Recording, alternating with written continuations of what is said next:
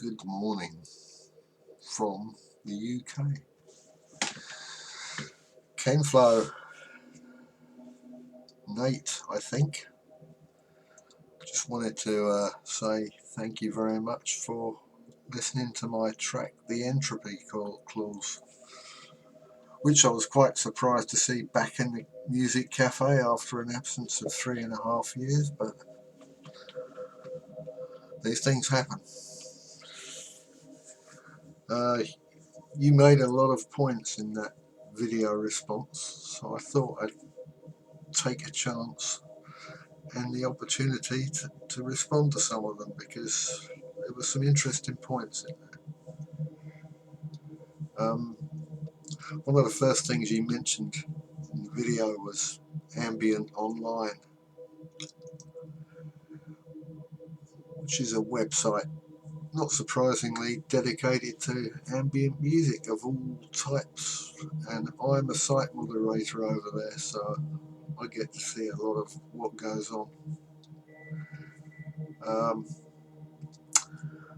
One of the comments that was made was that it was all noise, but I can assure you that is not the case. There's all types of ambient over there,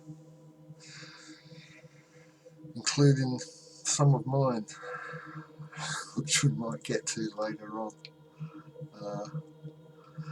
They release multiple compilations every year, maybe 5 or 6 of them. Some of them have stretched to 8+ hours. There's quite a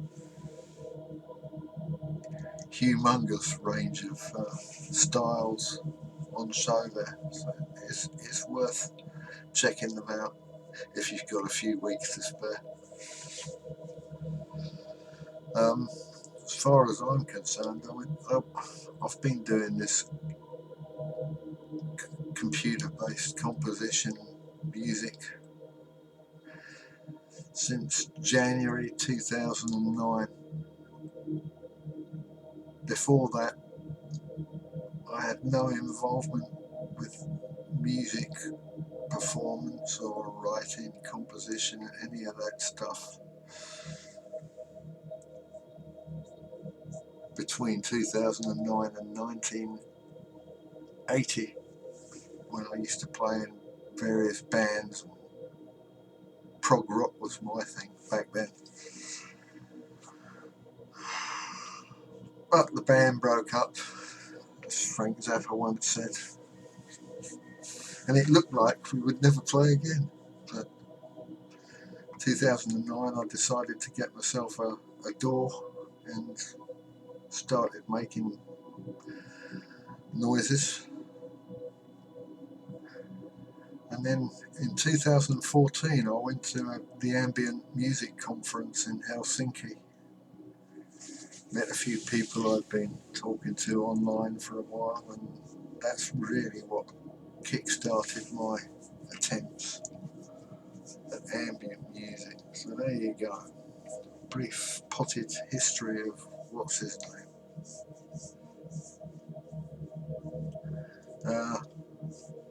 One of the points you made in the video was that people don't seem to have attention spans anymore, and for for people like me who make pieces of music that can be over 20 minutes long, then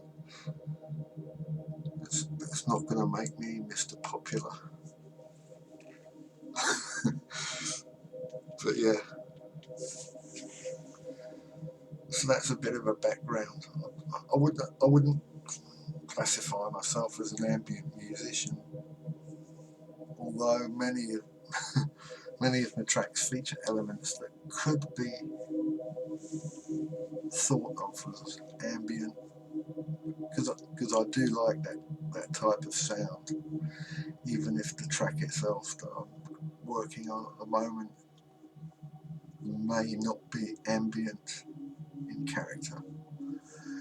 The track that I've just finished writing, here you go.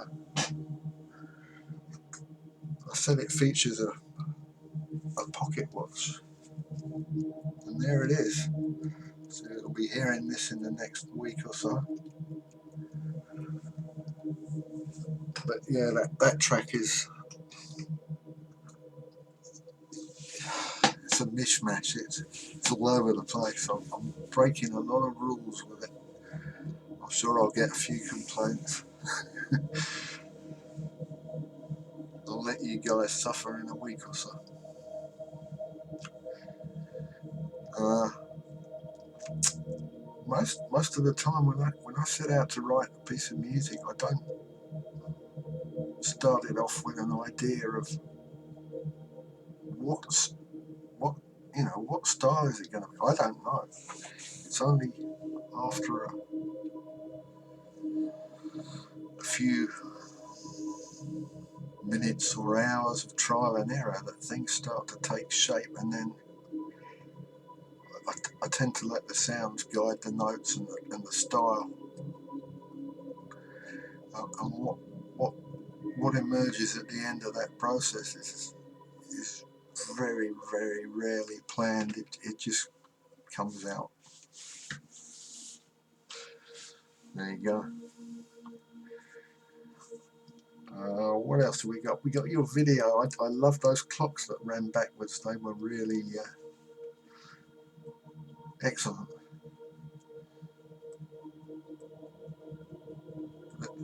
Yeah, a great effect. In fact, the whole video was quite well done. I wouldn't have a clue what to do, how to do any of that stuff. I mean, I've only just created my YouTube account, so video is way outside of my comfort zone. Yeah, that was an interesting film. You mentioned at one point about dreams that you were having, and something that I've noticed is that since this pandemic started, I'm having a lot more dreams. Now, I don't know, maybe that's a coincidence, I don't know. I'm sure, or I've heard that people dream every night when they're sleeping, but when they wake up, they can't remember them. But yeah, since working from home, I've just been having really strange dreams for 16 months. And the funny thing is, I can remember large parts of them when I do wake up in the morning. I'm thinking to myself, what is going on in my head? Yeah.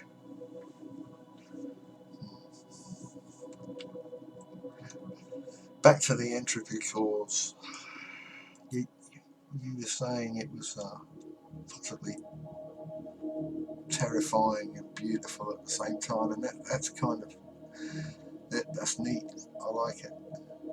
That sort of thing. That that sort of sound. It works really well. You know, the use of the vocals samples along with warped orchestral elements or possibly synthesizers. I find that an intriguing combination, which I do tend to use quite regularly. And another thing I do quite regularly is I use a lot of Mellotron emulations. I do like those sounds. I grew up with prog rock, as I mentioned earlier on, and those, they featured Mellotrons quite heavily in a lot of those old early 70s bands like King Crimson and Genesis and Yes. And in fact, the band I was in back in 79, 80, Hobgoblin, we had a Mellotron M400, which helped to give us our sound. I mean, all the bands playing in our area, we were unique in the fact that we had a Mellotron. We had a really quite a big sound for a rock band in our area. Although we had 6 people in the band, so that helped as well. back to the entropy clause. There was a comment on your video about l'énergie concentrée, French titled predecessor, which they're not related musically, but I took a lot of the sounds from that earlier piece and then started mangling them in Audacity, time stretching and pitch shifting. I think I ended up making 4 drones out of it, and then one of them I added a really deep reverb on it just to give it that spacey sound which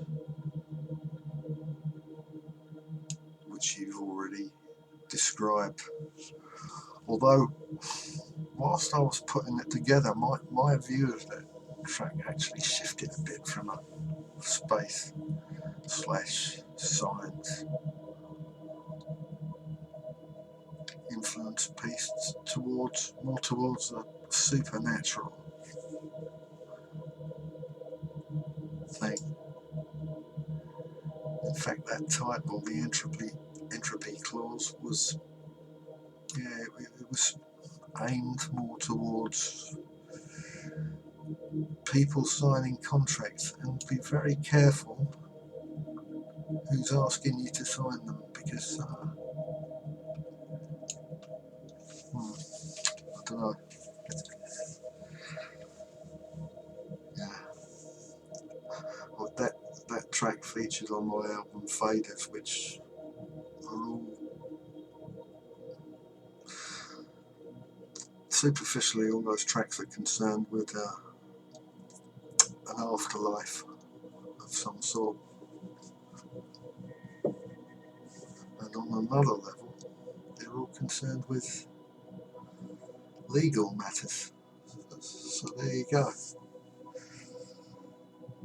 However, space ambient, yeah, I'll take that.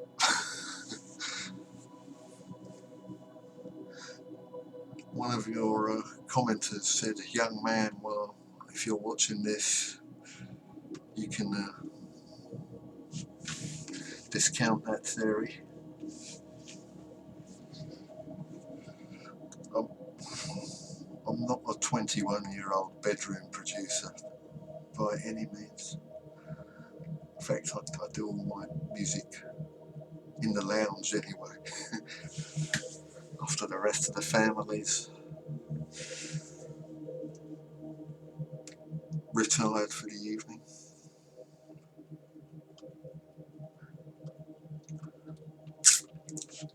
I see a genre, that topic came up a few times in the video, and that's something that really, it used to really bug me, especially with ambient music, because there's a lot of people who've got really strong opinions about, oh, is this ambient, is that ambient, is it, and they say if it features drums, percussion, no, it can't be ambient. Yeah, well, in the mid-90s I heard that Future Sound of London album, Life Forms, and that's got percussion stuff all over it, but in my view that's an ambient album. I've seen the definitions of ambient that get thrown around, in particular Brian Eno talks about ambient music having to be as, I can't remember what he said, but he said it should be ignorable, and I can't see the point of listening to music if you're going to ignore it. What's that all about? I may be an army of one here, but yeah, I find that when I'm listening to ambient music or any other kind of music. I like to pay attention to it. I can't just let it drift over my head, you know. It's like music. What's the point of it? Elevator music. I've only ever seen or heard one good piece of elevator music, and that was in the Blues Brothers. The girl from Ipanema. Yeah, so I used to be really hung up about classifying music. Is it this, is it that? But I suppose it doesn't really matter at the end of the day what you call it. It's what it is that's important. And if you're happy with it, I'll take that.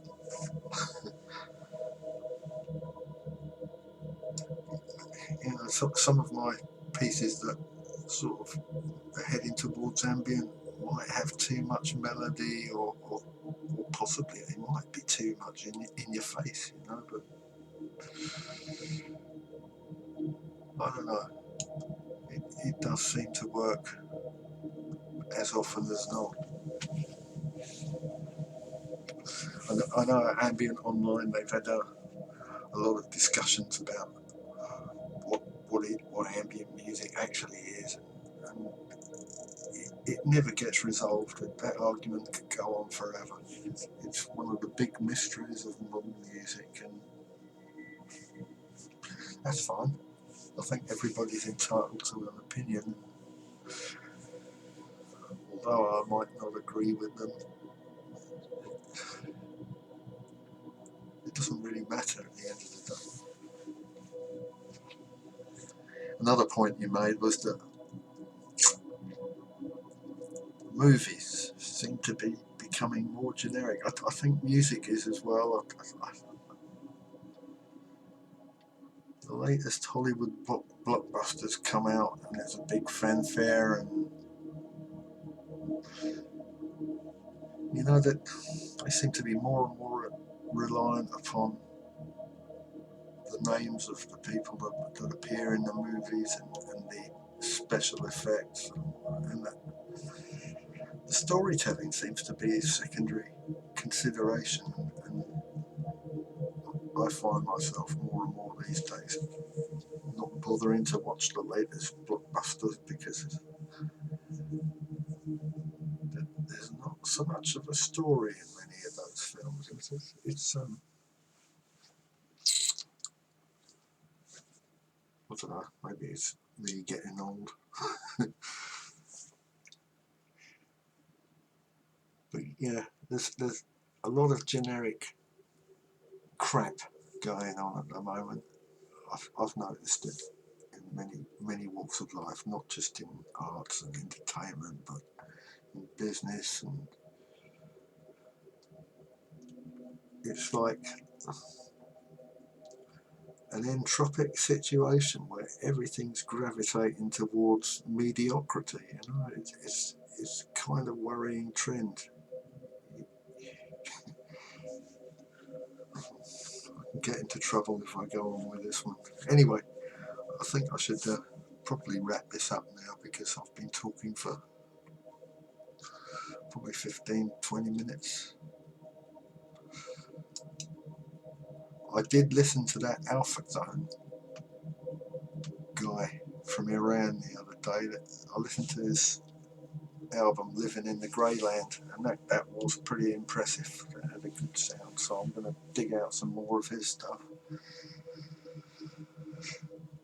And thanks for listening. Thanks for a considered response, and I'll talk to you again later. It's 2:45 in the morning. Time for me to get some shut eye. Bye for now.